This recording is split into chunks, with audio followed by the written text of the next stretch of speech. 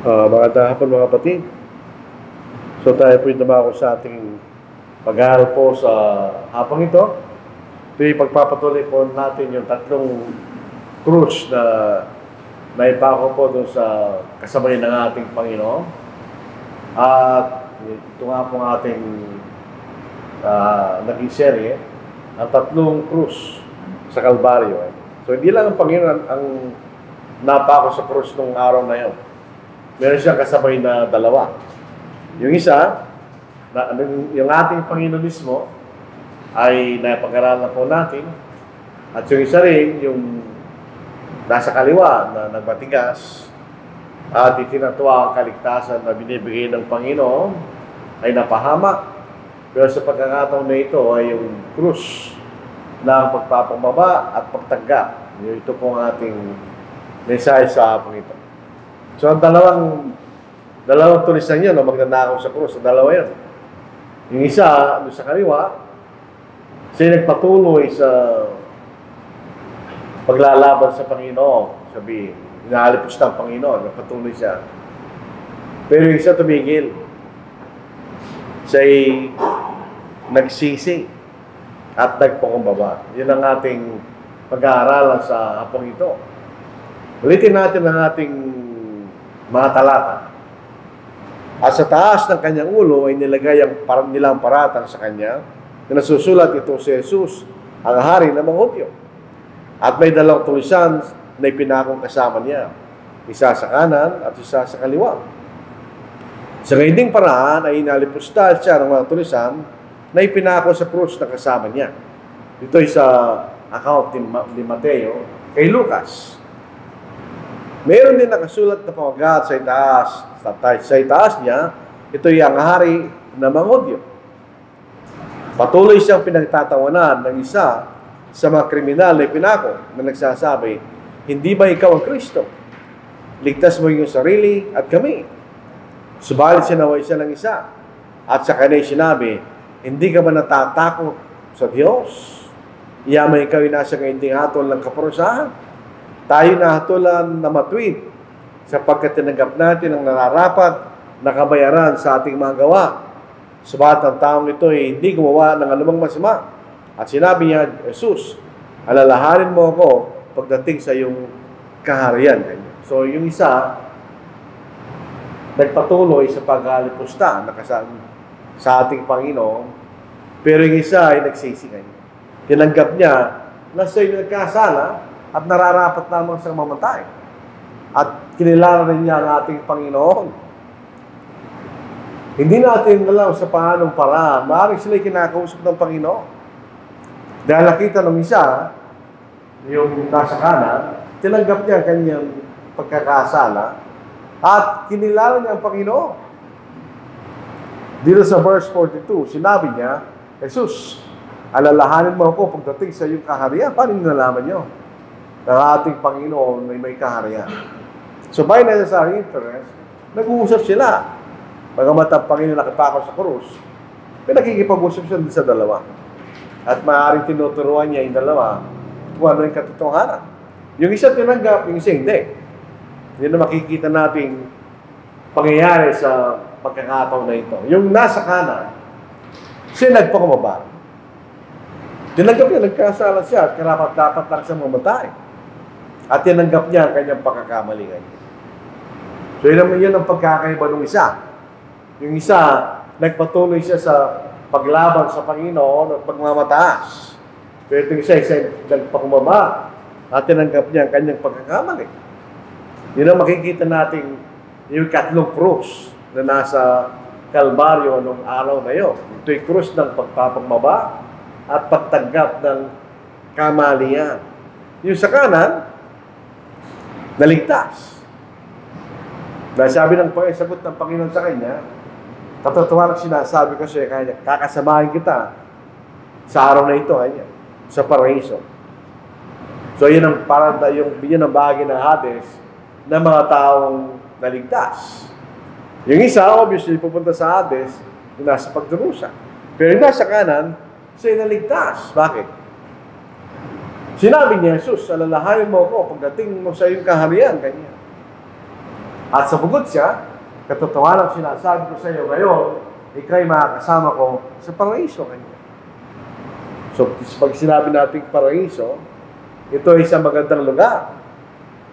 So, sila'y pumunta sa isang magandang lugar kanya. Hindi pa yun ang langit, obviously. Ito yung bahagi ng Hades. Kung makikita natin sa Luke chapter 16, na kinaroonan ni Abraham at ni Lazaro. Na doon sila inaaliw, sa kabilang banda sila ay pinahihirapan doon sa kabilang banda ng Hades. So, ibig sabihin, maliwanag sa mga sasagot ng ating Panginoon, yung sa kanan naligtas siya. Maraming tanong, hindi mo siya nabautismo, hindi kailangan. Number 1, wala pang ebanghelyo dyan. Ang ebanghelyo ay sa 1 Corinthians chapter 15, ay ang katotohanan sa Kristo ay namatay, na inibing, sa ikatlong araw ay nabuhay na maguli. Wala pa yun. Ang Panginoon, nung siya'y buhay, ay meron siyang kapangyarihan magpatawad ng mga kasalanan. Sapagkat sa tagapagligtas.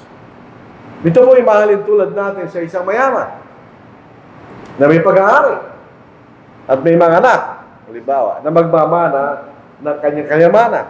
Pag siya'y buhay pa siya, yung mayaman, may kalayangan siyang bigyan ng kayamanan ng anak niya, di ba? Dahil siya may-ari ng kayamanan. Ganun din ang ating Panginoon. Siya ang tagapagligtas.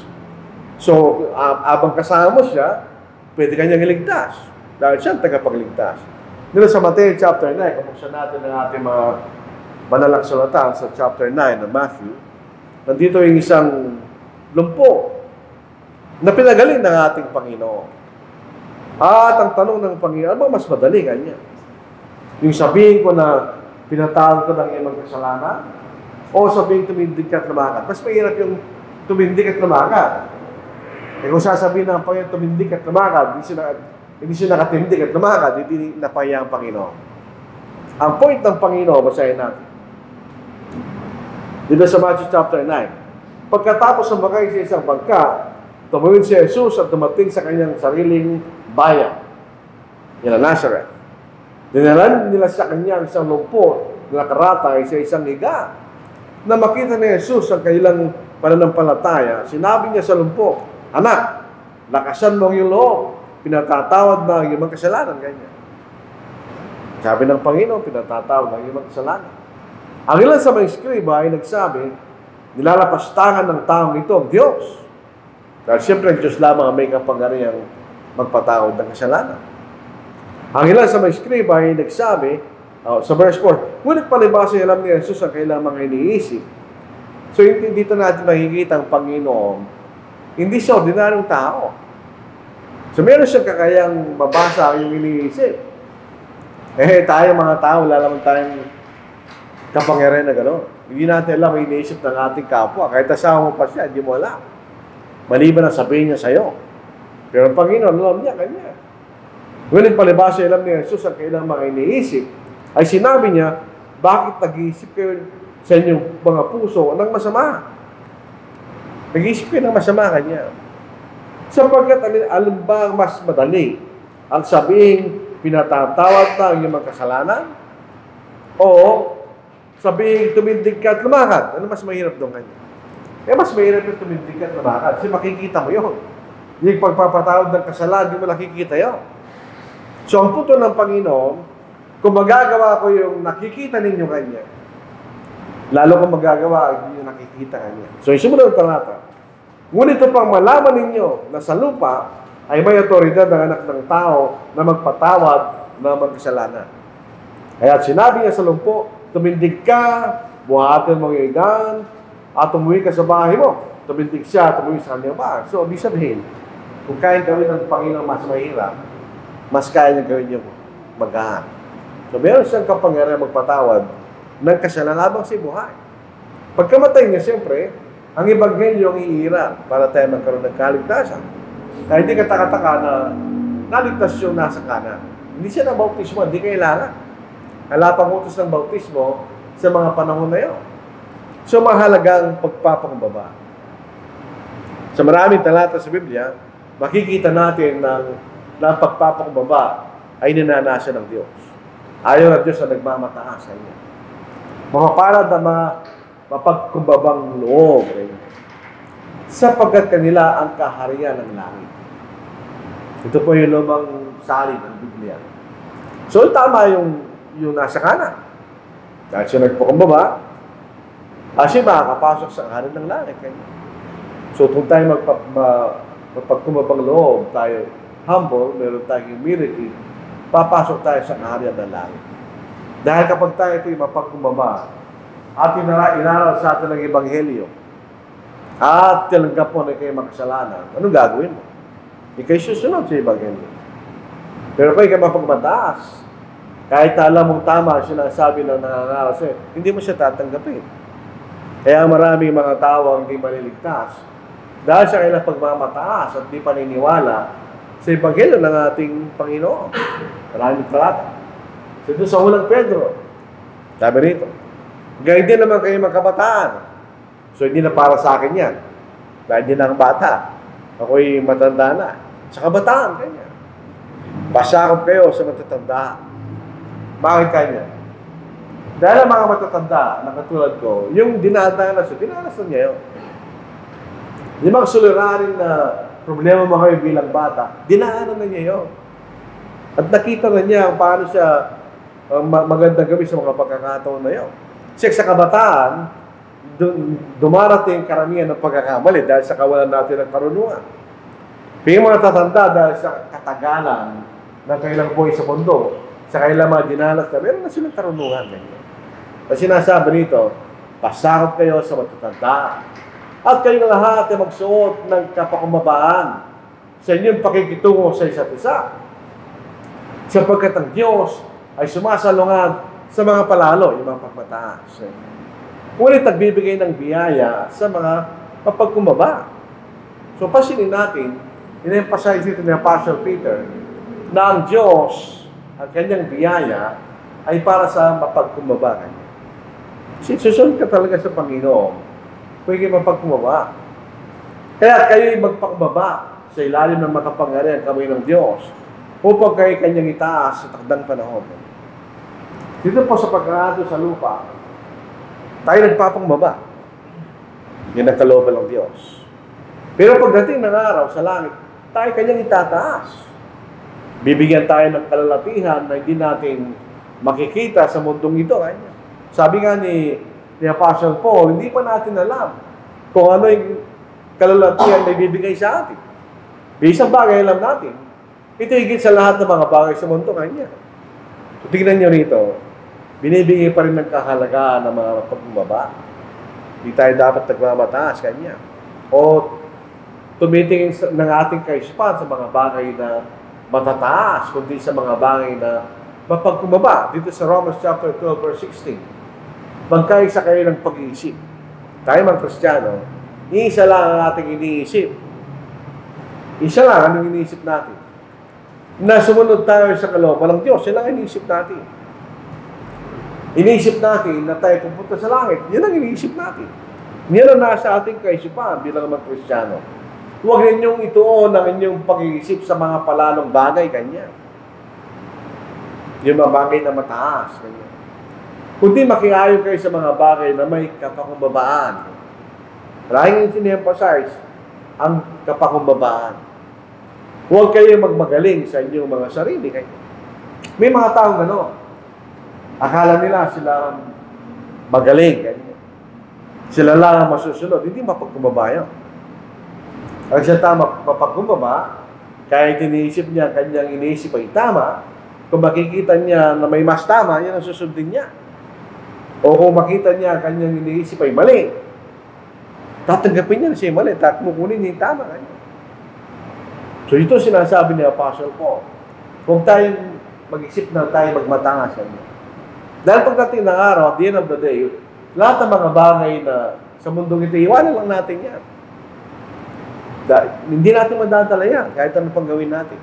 Ang dadalhin natin yung kayamanan sa spiritual na ating ginawa. Na ito yung nanggagaling, basically, sa ating kapakumbaba. Pagtanggap ng ating pagkakamali, at pagtanggap kung ano yung katotohanan. At isipin natin, bakit maraming tao ang di maliligtas? Samantalang hindi naman mahirap maunawaan ang salita ng Diyos. Actually, ito siguro ang pinaka madaling maintindihan. Dahil ito ibinigay lamang sa atin ng Diyos para ating unawain. Pero sabi ng Panginoon, mas marami kanya mapapahamak. Hindi dahil mahirap hanapin ang katotohanan. Hindi naman. Kasi kung mahirap hanapin ang katotohanan, wala nakakita doon. Pero may nakakita. May tumanggap. So hindi ibig sabihin na mahirap itong hanapin. Ganyan. Pero sa Matthew 7, verse 13 hanggang verse 14. Pumasok kayo sa makipot na pintuan, sapagkat malawang ang pintuan at malapad ang daan patungo sa kapahamakan, at marami pumapasok doon. Sapagkat makipot ang pintuan at masikip ang daan patungo sa buhay, at kakaunti ang nakatagpo niyon, ganyan. Hindi dahil mahirap hanapin. Hindi dahil mahirap hanapin. Yan basic yan. Sa katagalan po ng aking pangangaral, hindi naman natin masasabi yung mga inaralan ng mga tao, hindi lang naintindihan. Hindi lang doon naniwala daw. Ayaw lang nilang tanggapin. Ayaw lang magpakumbaba. Ayaw sa kalooban ng Diyos. So, kung tayo mag-isip ng matayo kanya, kundi kung hanapin natin mga bagay, nakapakumbaba at makikita natin yan siyempre sa kalooban ng Diyos. Sa Isaiah 66 verse 2. Sapagkat lahat ng mga bagay na ito ay nilikha ng aking kamay. So, hindi tayo pwede magmalaki sa Diyos. Kasi lahat ng mga bagay na nakikita natin, galing sa akin yan, sabi ng Diyos. Kaya't nangyari lahat ng mga bagay na ito, sabi ng Panginoon. Ngunit ito ang taong aking titignan. Siya na mapagkumaba at may nagsisisigdiwa at nanginginig sa aking salita. Ibig sabihin, yung unang bahagi ng mga talatang ito, wala kayong magagawa sa akin, sabi ng Panginoon. Ako ang gumawa ng lahat ng mga bagay na yan. Ganyan. At dahil nakita niyo nangyari mga bagay dito ngayon, dahil sa akin. Dahil sa aking kapangyarihan kanya. So, sino ang tinitignan ng Diyos?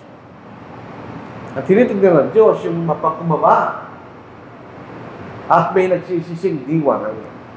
Pasilin natin ng nagsisising na tao ay mapagkumaba. Tinatanggap niya ang kanyang pagkakamali, kaya nagsisisi siya. At nanginginig sa aking salita. Dahil ito'y salita ng makapangyarihan ng Diyos. Kung natatakot tayo sa Diyos, matakot tayo sa kanyang salita. Dahil sabi ng Panginoon, gagawin ng aking salita kanya. Mangyayari ang mga bagay na aking sasabihin. So, siklan natin dito, sabi niya, tinitignan ng Diyos, yung mapagkumaba, at may nagsisisig diwa at nanginginig sa aking salita. Paano kung hindi nga gano'n? Hindi ka titignan ng Diyos. Wala sa iyo ang Diyos. Dito lamang nakatuon ng Diyos. Kaya sinasabi pa ng maraming tao na ang lahat ng tao ay anak ng Diyos. Ito yun, nilalang tayo ng Diyos. Pero hindi lahat ng tao ay anak ng Diyos. Sandahan natin yan. Ito lamang ang mga anak ng Diyos. Hindi mapagkumaba, nagsisisig diwa, at nanginginig sa salita ng Diyos. Kaya sila'y sumusunod. Dito sa Ecclesiastes, sabi ng Panginoon, ano ang kahulugan ng ating buhay? Anong kahulugan ng ating buhay? Sabi ni Solomon, matakot ka sa Diyos.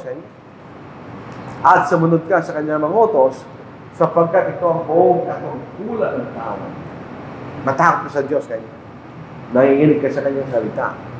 Dahil siyang Diyos na makapangyarihan sa lahat, makikita natin. Mapalad ang tumatanggap ng pagkakamali. Hindi lahat ng tao tatanggapin ng pagkakamali. Hindi lahat. Karamihan hindi nila tatanggapin. Lalo na yung mga tao may mataas sa pagtingin sa sarili nila. Hindi nila tatanggapin na sila nagkakamali. Kaya mapalad kaya niya tumatanggap ng pagkakamali. Ito yung bunga ng pagpapangumaba. Yung tao mapagkumaba, tatanggapin niya siya nagkamali. Totoo yun, mga kapatid. Hindi talaga totoo. Sa Awit, chapter 34, verse 18. Ang Panginoon ay malapit sa mga pusong wasak. Pero niya, pag nagkasala ka, at nakita mo at tinanggap mo na kayo nagkasala ka niya, ikaw'y nalulungkot. Ikaw ay may pusong wasak na niya. Hindi ka masaya, in other words.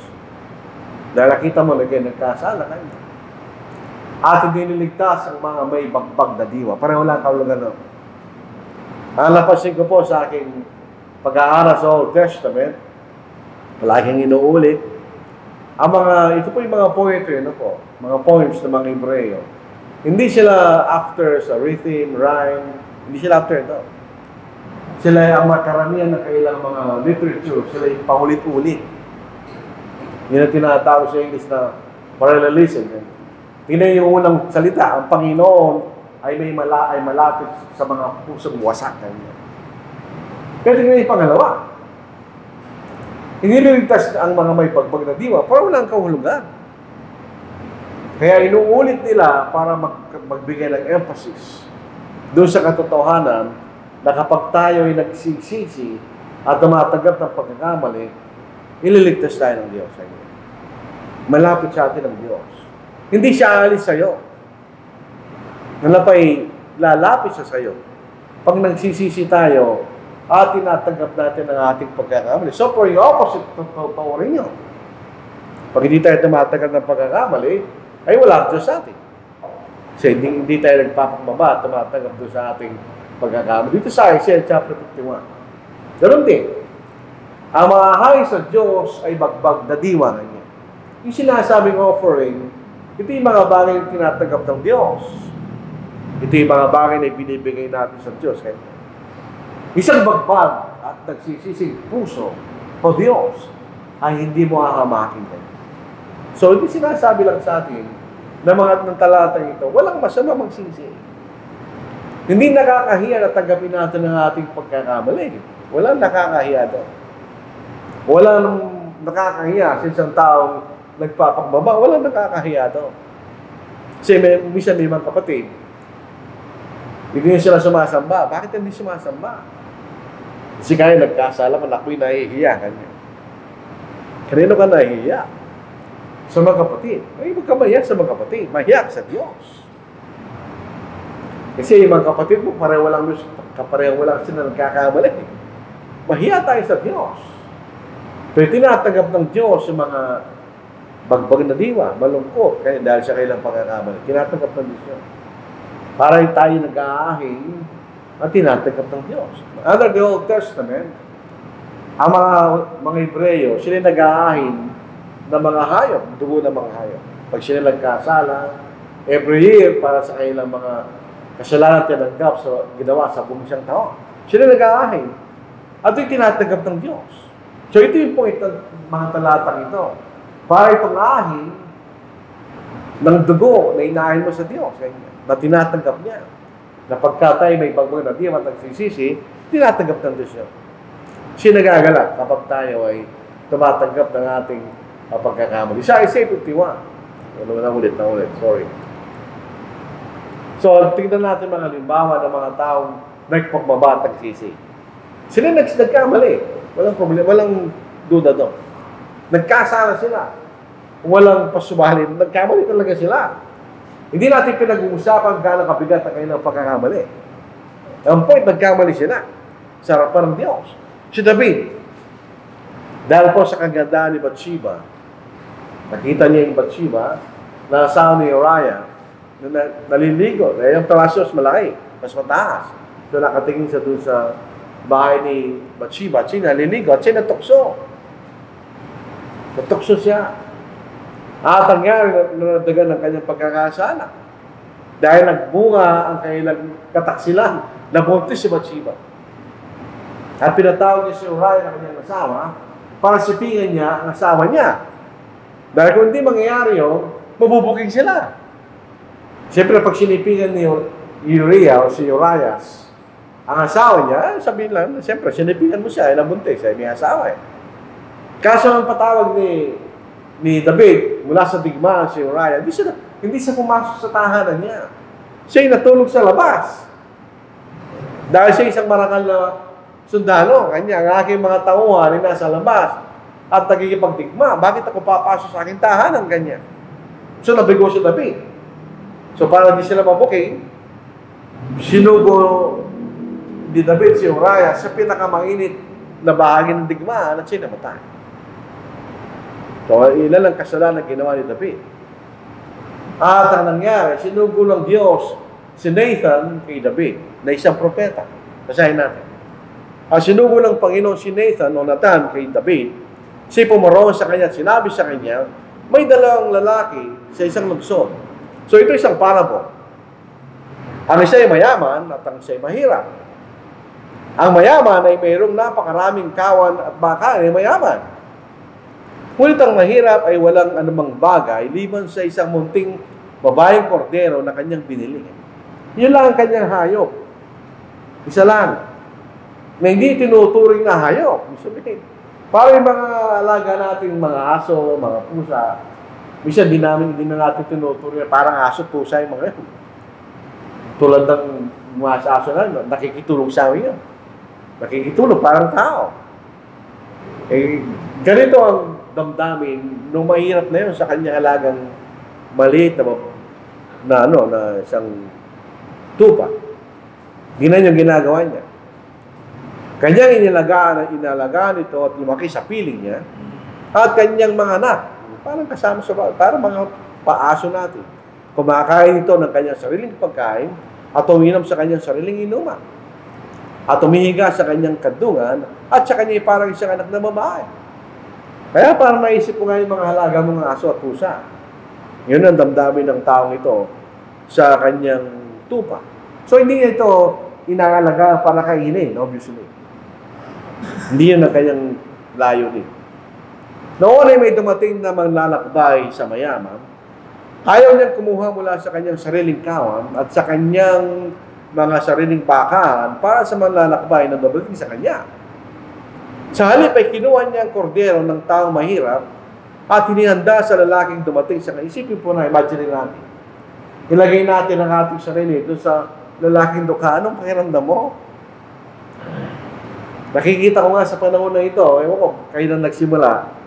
Noong unang panahon, namang tao nag-aalaga ng aso at dinadala sa vet. Walang gano'n. Mga askal lang inaalagaan natin.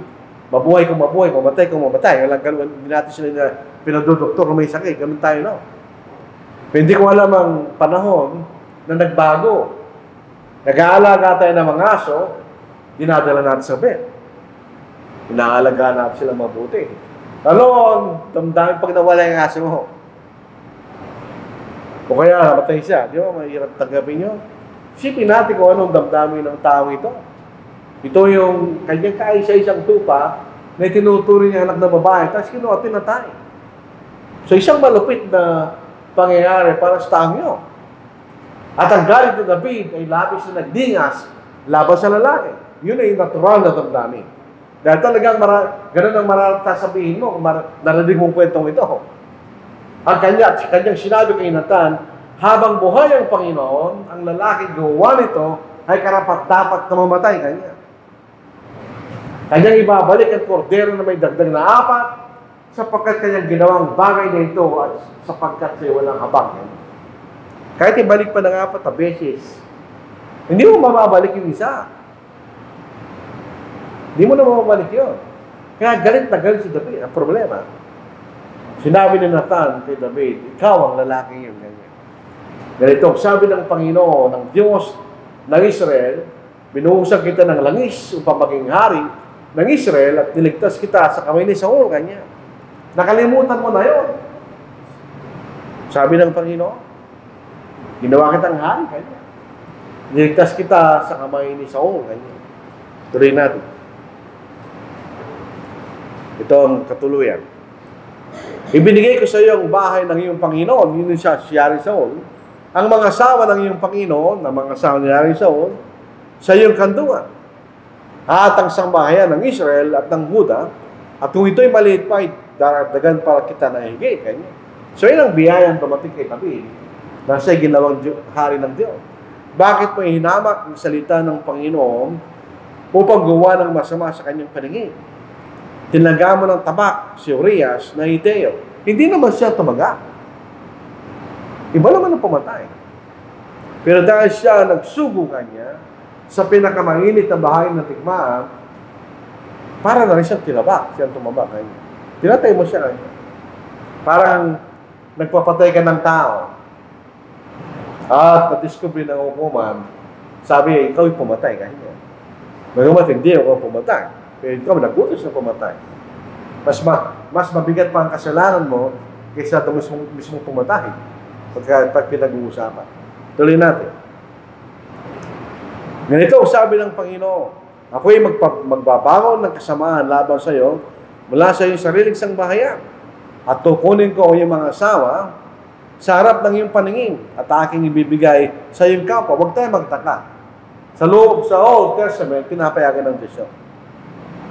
Kaya lang, sa isang kondisyon, hindi mo pwedeng kunin ang asawa ng may asawa. Bawal yun.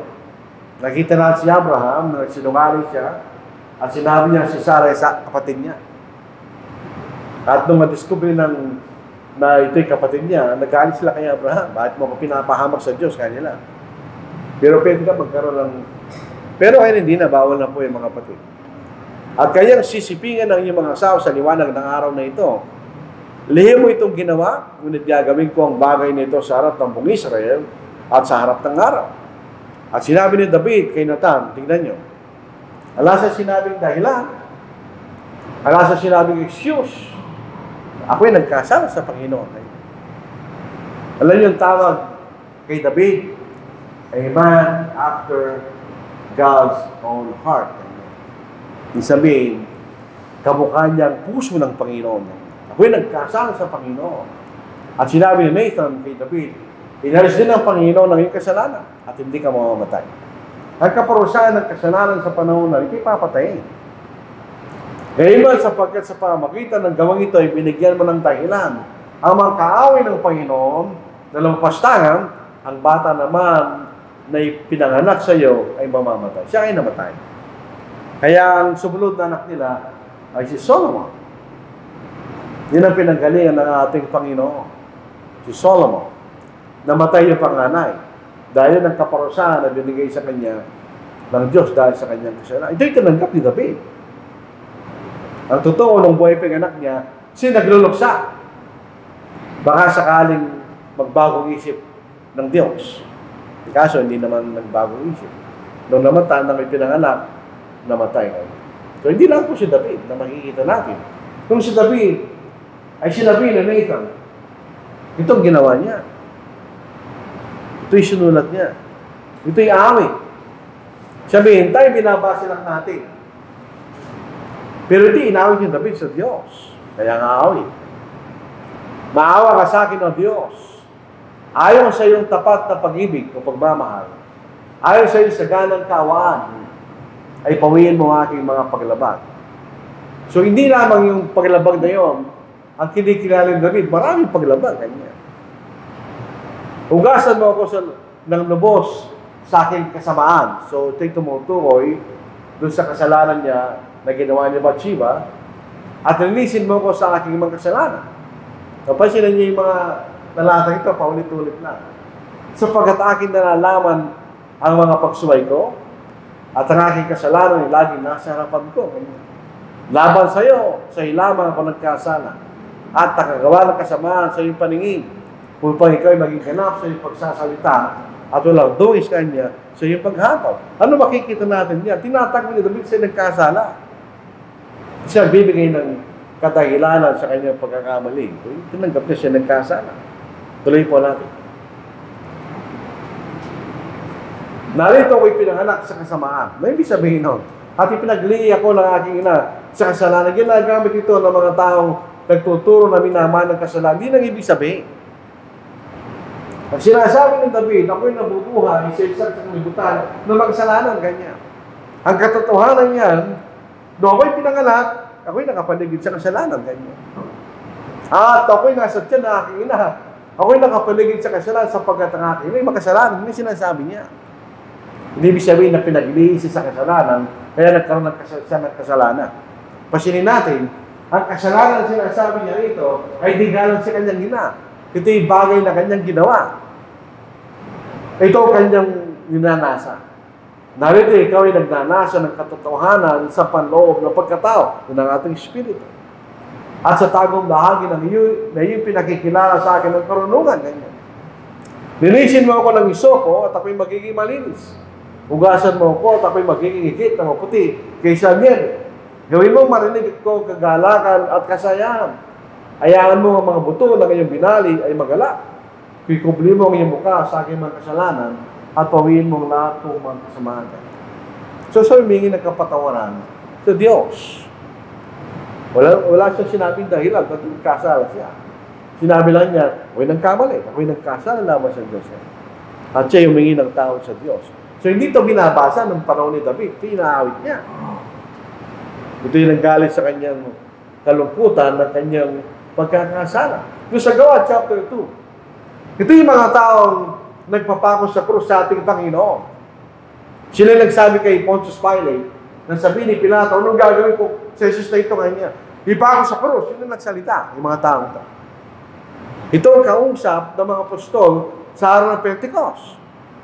Yung sabihin ni Pedro, kasama ng 11, kaya dapat malaman na may katiyakan ng buong sangbahayan ng Israel, sabihin, tanggapin niyo ito'y katotohanan, ganyan. Na ginawa siya ng Diyos, na Panginoon at Kristo. Sino? Itong si Jesus na ipinako sa krus, ganyan. Hindi ba niya nalalaman kanya yung Jesus na ipinako niyo sa krus? Siyang Panginoon at Kristo kanya. Ito ang conclusion niya. Mahaba itong sermon. Nagsimula sa ibinigay niyo ang Panginoon kanya sa kamay ng tampalasan. Ito ang plano ng Diyos kanya. At sinabuhay na maguli para patunayan na siya anak ni David kanya. Ngayon, namalig nila ito, nasaktan na kailang puso. Bakit nasaktan? Dahil alam nila siya nagkamali. Hindi lahat. Ito mang ito. Yung 3,000. Nasaktan na kayo ng puso at sinabi kay Pedro at sa ibang mga apostol, mga Ginoo, mga kapatid, anong dapat namin gawin? Kailangan lang natin liwanagin. Bakit tinawag nila mga kapatid ng mga apostol? Hindi naman sila Kristiyano. Dahil sila magkapatid bilang mga Hudyo. Ang totoo yan, para magkakapatid yan, dahil gaya lang sila sa 12 magkakapatid na anak ni Jacob, di ba? At sinabi sa kanila ni Pedro, magsisi kayo at magpabautismo ang bawat isa sa inyo sa pangalan sa Kristo upang mapatawad ang inyong mga kasalanan at tatanggapin yung kaloob ng Espiritu Santo. Sinunod ba nila? Sumunod ba sila sa sinabi ni Pedro? Basahin natin. Ituloy natin ang pagbabasa. Sila'y sumunod. Tinanggap nila mga bagay na itinuro ni Apostle Peter at sila'y nagpabautismo at sa loob ng araw na yon, 3,000 kaluluwa kanya ang naidagdag sa kanila. Tingnan natin ang eksaktong pananalita. Sa verse 40, sa iba pang maraming salita ay nagpatutuo siya at hinimok sila na sinasabi, iligtas niyo ang inyong mga sarili mula sa baluktot ng lahing ito. Kaya ang mga tumanggap ng kanyang salita ay binautismohan at tadagdag ng araw na yon ng may 3,000 kaluluwa. Sino naligtas? Yung mga taong nagpambaba at nagsisi at tumanggap sa Ebanghelyo. Tinanggap nila yung kasalanan na pinatay nila anak ng Diyos. Meron pa bang kasalanan na higit doon?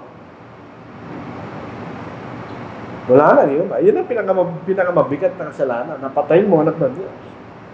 So kung napatawad ng Diyos sa pamagitan ng Panginoon, ang pinakamabigat na kasalanan, kaya niyang patawad ang pang mga kasalanan.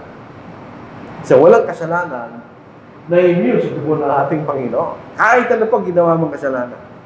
Kung ikay magpapangumbaba at lalapit sa Panginoon, ikay kanyang patatawarin. Sa 1 John chapter 1, Verse 7, Ngunit kung tayo na malakad sa liwanag, na tulad niya na nasa liwanag, may pag-iisama tayo sa isa't isa. At ang dugo ni Jesus na kanyang anak, ang lumilinis sa atin sa lahat ng kasalanan. So walang kasalanan, di kayang patawaran ng Diyos. Ito lang ang pinakamabigat.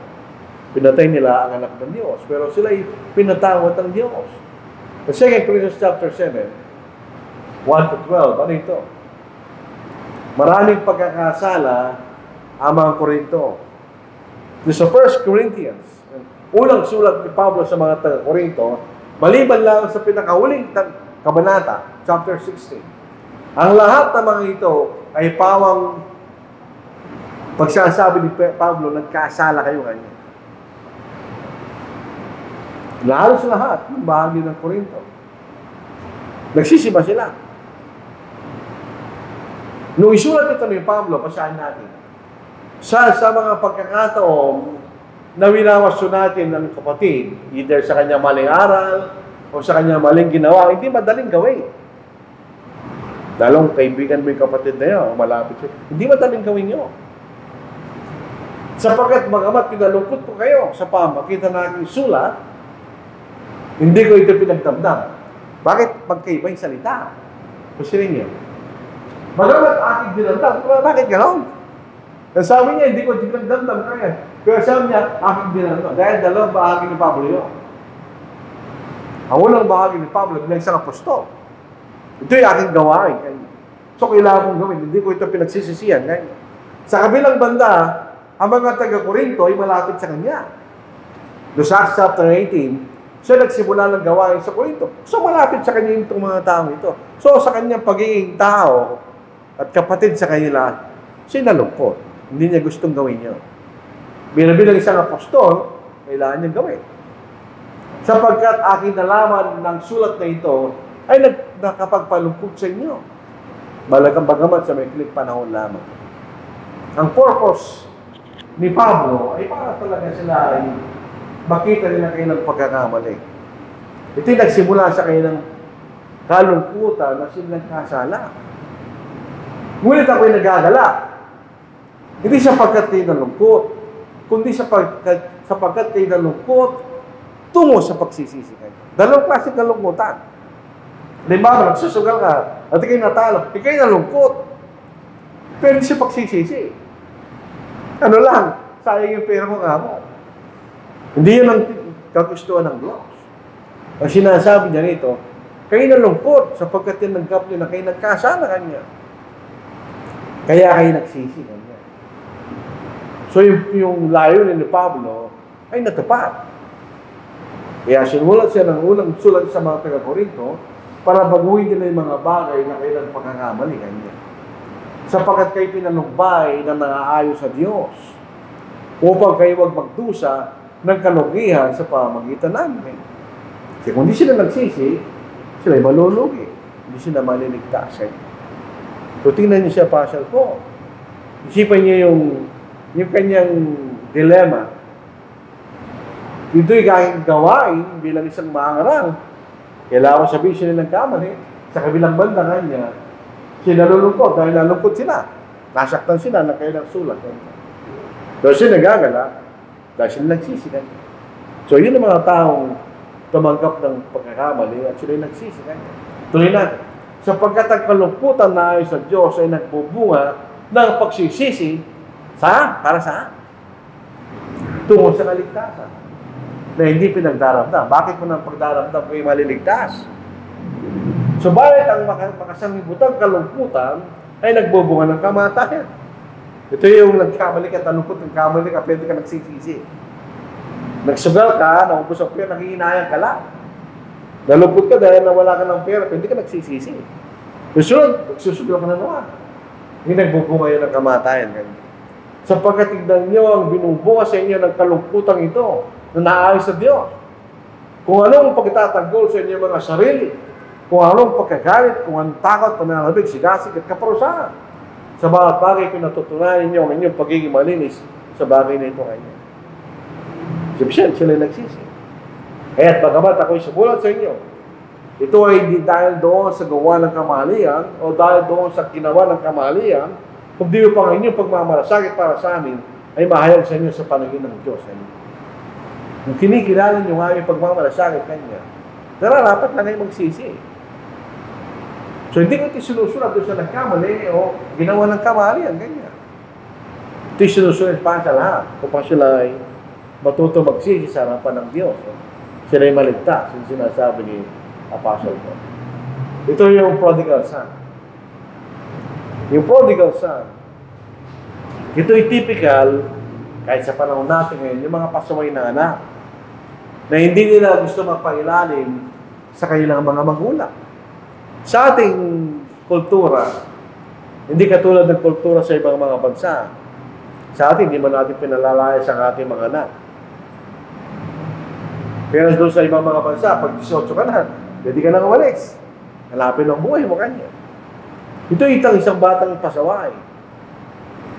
Wala pa sa panahon, kinuha na niya ang mana niya. Hindi pa namatay tatay niya. Nilustay lang niya.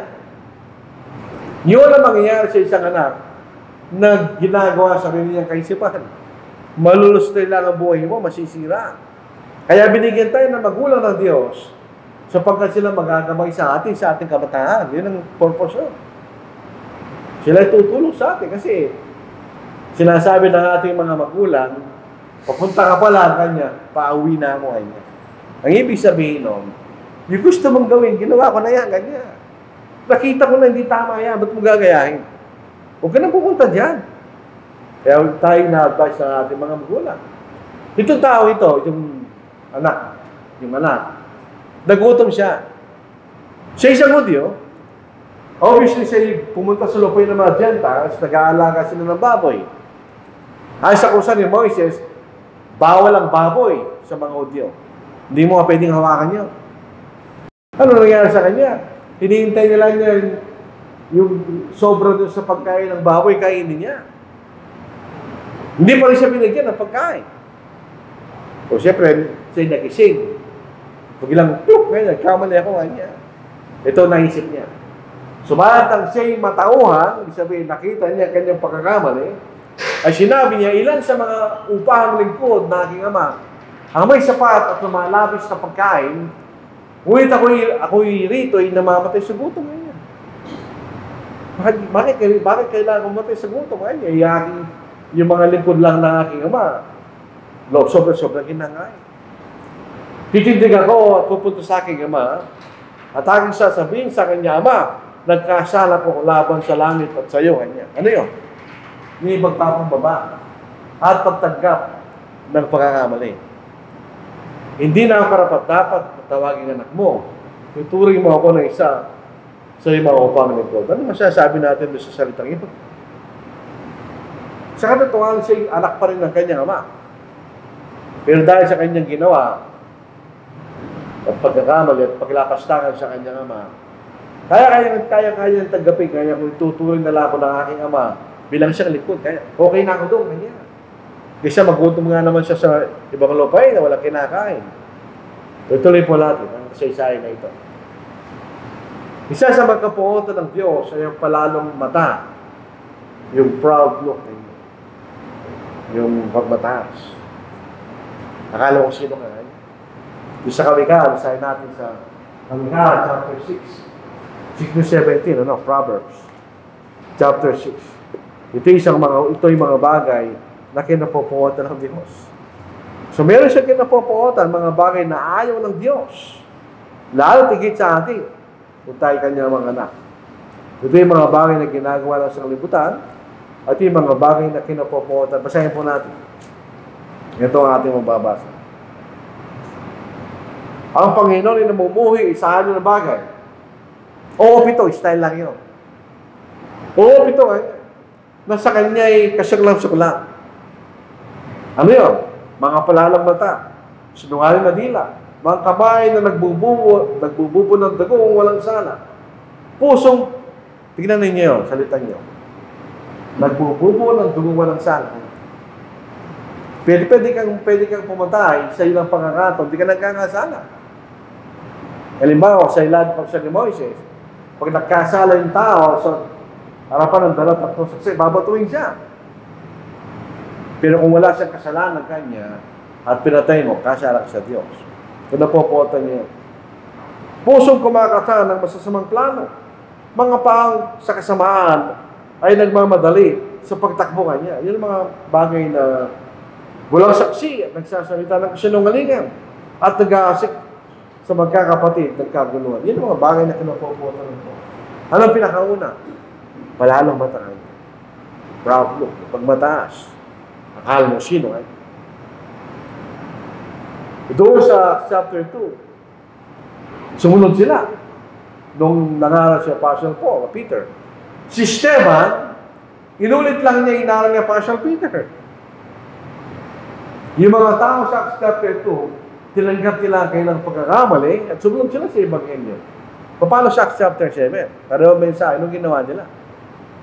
Pareho silang nasaktan.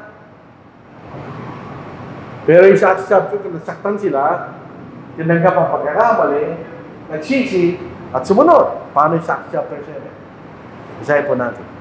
Nasaktan din sila. Pareho pananalita. Nasaktan na kayo ng mga puso kayo. Pareho reaksyon ng mga tao sa Acts chapter 2. Pero iba ang ginawa nila. Yung sa Acts chapter 2, nasaktan na sila at nagpakumbaba. Ano sa Acts chapter 7? Nasaktan sila, pero hindi nagpakumbaba. Isahin natin.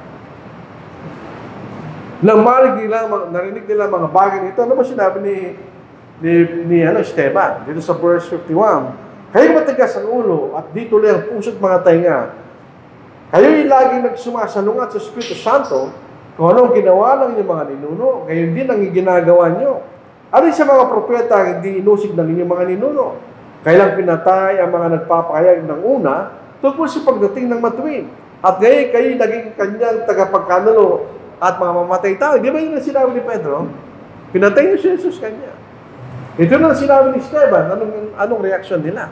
Basahin natin sa verse 54. Nang mahal nila mga bagay nito, sila'y nagalit at nangalit ang kailang mga ngipin laban kay Esteban. Ngunit siya, palibasa ipuspos ng Espiritu Santo, ay tumitig sa langit. Nakita niya ang kalalati ng Diyos at si Jesus nakatayo sa kanan ng Diyos. Sinabi niya, tignan ninyo, nakikita kong bukas ang mga langit at ang anak ng tao nakatindig sa kanan ng Diyos. Subalit sila'y nagtakip ng kailang mga tainga at sumigaw ng malakas at sama-samang sinugod siya. Anong ginawa? Pinatay nila si Esteban. Siya'y kinalagkad sa labas ng lungsod at pinagbabato at inilagay ng mga saksi ang kailang mga damit sa paanan ng isang binata ng pangalan Saulo. Habang binabato nila si Esteban, ay nananalangin siya, Panginoong Jesus, tanggapin mo ang aking espiritu. Siya'y lumuhod at sumigaw ng malakas, Panginoon, huwag mo silang papanagutin sa kasalanan nito. At pagkasabi niya ito, ay namatay siya. So anong pagkakaiba ng dalawa?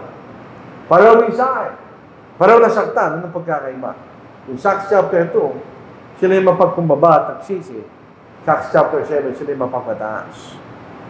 Hindi nila tinanggap ang katotohanan at ang pagkakamali nila na pinatay nila ang anak ng Diyos. Ang lahat na naligtas ay ang may mapagkumbabang puso at tumatanggap ng pagkakamali. Pag inaaral natin ng Ebanghelyo, ano sinasabi natin sa tao? Kailangan na maligtas. Ano sinasabi mo sa kanya? Ikaw'y nagkasala. Ikaw isang makasalanan. Kaya kung mapagmataas ang puso mo, hindi mo tatanggapin yun. May isang karanasan si Brother Ranchi sa pangangaral niya. Sabi ng kausap, hindi ako nagkamali kahit hindi ako nagkasala. Sabi ni Brother Ranchi, nagkasala ka? Ganun din ang reaksyon ng tao, nagalit siya. Bakit? Ayaw tanggapin na si maksalanan. Kung ngayon, hindi pa Kristiyano yun. Maaaring hindi na sa maging Kristiyano. So sa ating pagbubulay-bulay sa ating mga sarili, anong puso mayroon tayo? Katulad ba nung dalawa nakatakas sa krus? Alin doon tayo? Yung sumasalungat at may mapagmataas na puso? O yung pangalawa nasa kanan? Isang pusong mapagkumaba at tumatanggap ng pagkakataon. Anong puso mayroon tayo? Dahil anong puso mayroon tayo, yan din ang kagantihan ng Diyos sa atin. So kung tayo may mapagkumabang puso at nagkasala tayo magsisisi. At tatanggapin tayo ng Diyos sa kanyang kaharian. Paano kayo mapagmataas? Hindi mo tinatanggap na kayo nagkamali, saan pupunta? Hindi ka tatanggapin ng Diyos. Pupunta tayo sa kaparusahan. So isipin po natin, kahit Kristiyano na tayo, anong puso mayroon tayo?